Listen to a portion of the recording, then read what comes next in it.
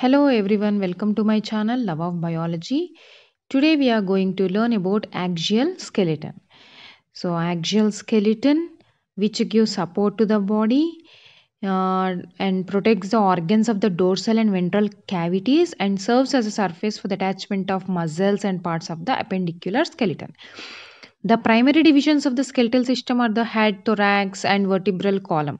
The human cranium supports the structures of the face and other things here and forms the brain cavity. So it will give support in body cavity. So and the rib cage functions as a protection for the vital organs of the chest, such as the heart and the lungs. So the cervical vertebrae make up the junction between the vertebral column and the cranium. So vertebral column and the cranium it will give, and bones make up the junction between vertebral column and the pelvic bones. So they will form the cervical vertebrae.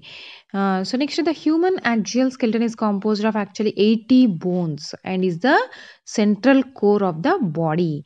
So total 206, among them 80 are the axial bones. The primary division of the skeletal systems are the head, the bones of the skull, face, auditory, ossicles, and the hyoid bone, thorax, and the vertebral column. Thorax will include the rib cage and the sternum and the vertebral column. So these will form the 80 bones actually, so the large number. So skull, let us see, that is the cranium. The human cranium consists of the flat bones of the cranium and including facial bones. The cranium protects the brain that is contained in the cranial wall.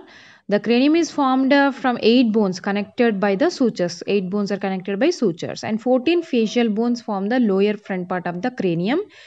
Impart facial bones, including the lower jaw, mandibules, maxilla, zygotic cheekbones, and the nasal bones, will form the facial bones. The immature cranium has separate plates to allow the flexibility needed for a newborn to pass through the birth canal and the pelvis. These plates are fused together to form as a skull mature except the mandible. The human cranium supports the structure of the face and forms the body cavity. So finally the cranium is formed by these bones. So cranial bones, you can see there are 8. So one ethmoid bone, one frontal bone, one occipital bone, and 2 parietal bones, and one sphenoid bone, and 2 temporal bones. So completely 8 cranial bones will form the structure. Here you can see the ethmoid bone and frontal bone, one frontal bone, and 2 parietal, sphenoid bones, temporal, and occipital bones in the diagram you can see. Next, so after these 8 cranial bones, the cranium is formed by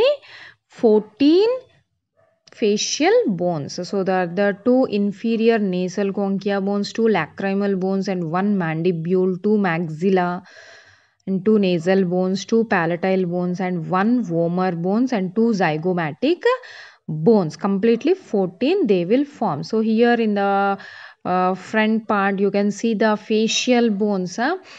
So the structures, nasal bones and zygote, that is the cheekbones, actually zygomatic bones are the cheekbones, maxilla, mandibules, and only 1 vomer and 1 mandible, remaining all are 2. They are present in the facial part. So next, ossicles. These are the auditory ossicles, actually consist of 3 bones, malleus, incus, and the stapes. Stape, it is the smallest bone in the body.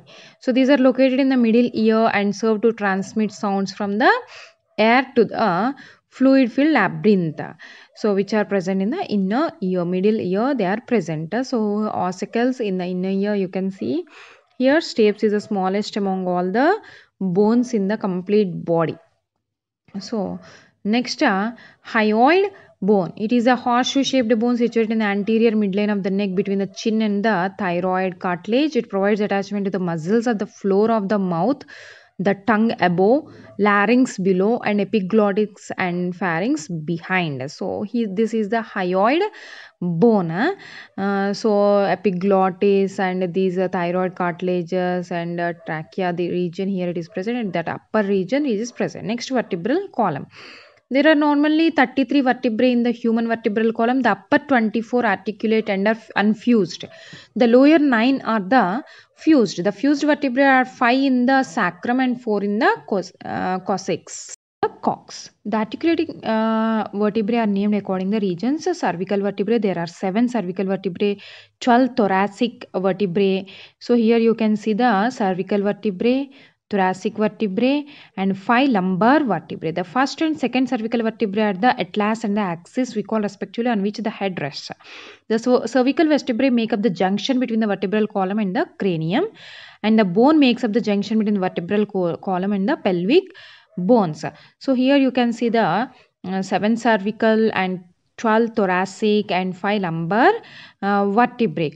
So these 7 cervical vertebrae in the neck, 12 thoracic vertebrae in the upper back corresponding to each pair of the ribs, and 5 lumbar in the lower back, and 5 sacral vertebrae which are fused together to form a one bone, that is the sacrum, and 4 coccyx vertebrae that are fused together to form the coccyx or the tailbone. They will form at the basal region, they will present. So these are the sacrum and the tailbone are the fused ones, and sternum or the breastbone. Bone on mid ventral line, here we can see, so that will form the sternum, which is divided into 3. Okay, superior manubrium, middle body, and the small inferior xiphoid process. So it is divided into 3, so which will hold the ribs. So thoracic vertebrae, 12 pairs of the ribs present in the human chest. First 7 are the true ribs, that is vertebrosternal, we call. 8th, 9th, 10th ribs are the vertebrochondri, false ribs, and 11th, 12th are the vertebral floating ribs. You can see in the diagram true ribs, false ribs, and the floating ribs. So first 7 are the true, next 3 are the false, remaining are the floating ribs. So this is about the rib cage. So all together they will form the rib cage. They are binded at the sternal region. Thank you for watching. Please subscribe.